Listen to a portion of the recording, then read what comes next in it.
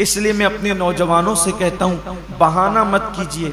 रोजा रखने वाले को सब्र अल्लाह देता है। और एक बात आज आपसे कहना चाहता हूं, अगर किसी गुर्बत की, तंगदस्ती की या मेहनत मजदूरी की वजह से आपका रोजा पुरमुशक्कत है, आपके रोजे में मुशक्कत है, तकलीफ है, तो ये बात हमेशा याद रखिएगा कि जिस नेकी में जितनी तकलीफ होगी, जिस नेकी में जितनी तकलीफ होगी, उसका सिला उतना बढ़ा दिया जाएगा। रोजा रखकर एसी में सोने वालों का सवाब अलग है और रोजा रखकर लूम चलाने वालों का सवाब अलग है। दोनों का सवाब यकसा नहीं है। रोजा रख करके एसी में ऑफिसों में बैठने वालों का अज्र अलग है और रोजा रख करके धूप में मार्केट में बैठने वालों का अज्र अलग है। वजह क्या है? देखिए, डॉक्टर इकबाल ने इस फलसफे को बहुत अच्छे से समझाया है। इकबाल कहते हैं, अल्फाज व मानी में तफावुत नहीं, लेकिन अल्फाज व मानी में तफावुत नहीं, लेकिन मुल्ला की अज़ा और मुजाहिद की अज़ा और। जो मस्जिद के अंदर खड़े होकर के अजान देता है उसके अल्फाज भी वही है, और जो मस्जिद के अंदर अजान पढ़े उसका मानी भी वही है, और जो जिहाद के सहरा में अजान दे उसका मानी भी वही है और उसके अल्फाज भी वही है। लेकिन जो अजान के का सवाब मस्जिद में खड़े होने वाले मुअज्जिन को मिलता है, वो मुजाहिद को नहीं मिलता।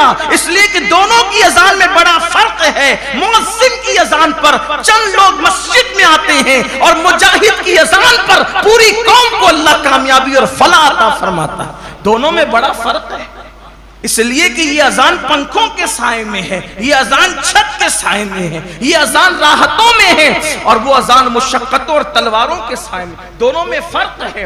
तो इसी तरीके से इकबाल की फिक्र से रोशनी लेकर कह रहा हूं, और हदीस पाक कि जिस नेकी में जितनी मुशक्कत और तकलीफ होगी उसका सिला उतना बढ़ा दिया जाएगा।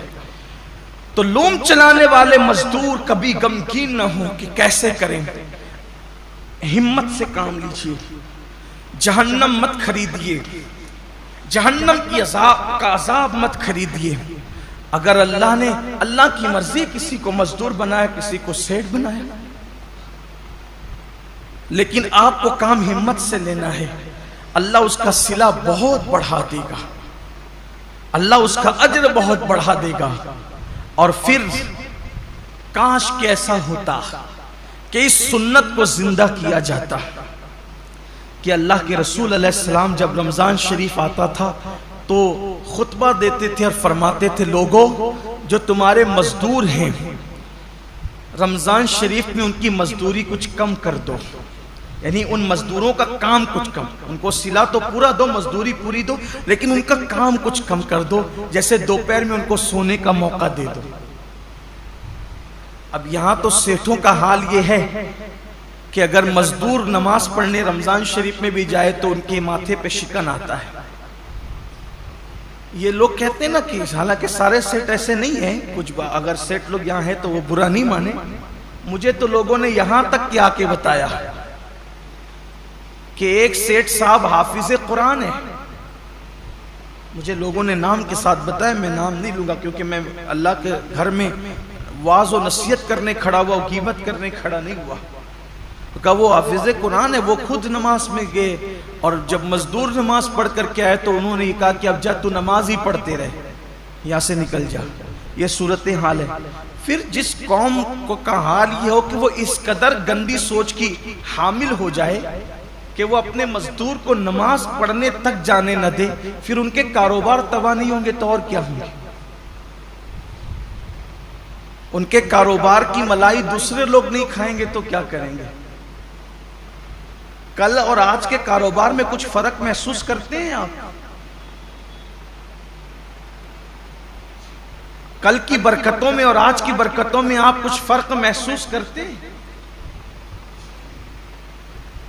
कल भी हमारे बाप दादाओं ने कारोबार संभाला और आज भी हमारी नई नस्ल संभाल रही। फर्क ये है कि वहां जब दीन का मामला आता था तो वह अपने आप को सरेंडर कर देते थे, कुदरत ने उन्हें बरकतों से नवाजा था। आज बहुत कारोबार बढ़ा लिया गया है लेकिन फिर भी हाय हाय किया जा रहा है। बरकतें उठ गई है। वजह यह कि दीन से दूरी है, मजहब से दूरी। और इंसान जब जब दीन से दूर होगा तब तक वो रोएगा, तब तक वो पछताएगा, तब तक नाकामी उसके गले का हार बनेगी।